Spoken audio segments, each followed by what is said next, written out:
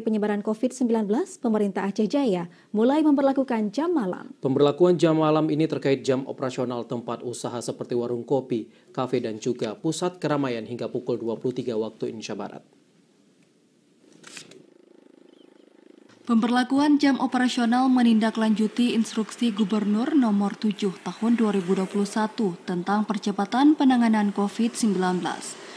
Hal itu diterapkan karena saat ini berdasarkan data dari tim gugus percepatan penanganan COVID-19 Aceh disebutkan Kabupaten Aceh Jaya masuk dalam zona oranye.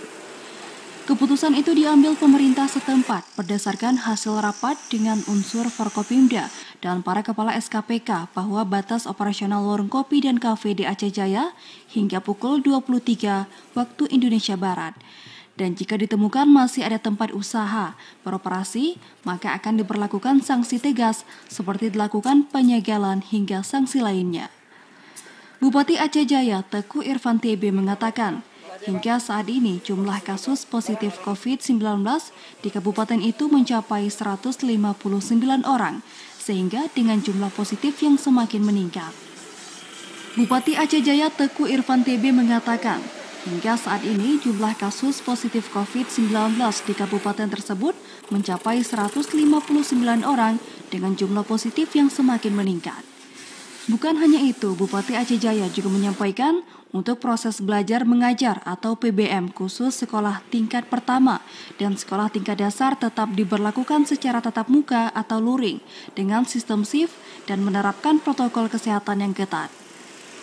Memang kita sekarang zona orange, namun dari data yang kita terima, yang bahwa ini sudah berangsur kita melonjak. Ya.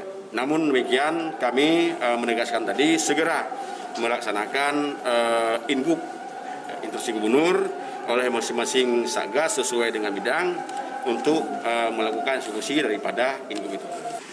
Bupati Aceh Jaya juga mengingatkan para warganya untuk mengikuti instruksi Gubernur Aceh tentang pembatasan jam malam yang diberlakukan di Aceh Jaya.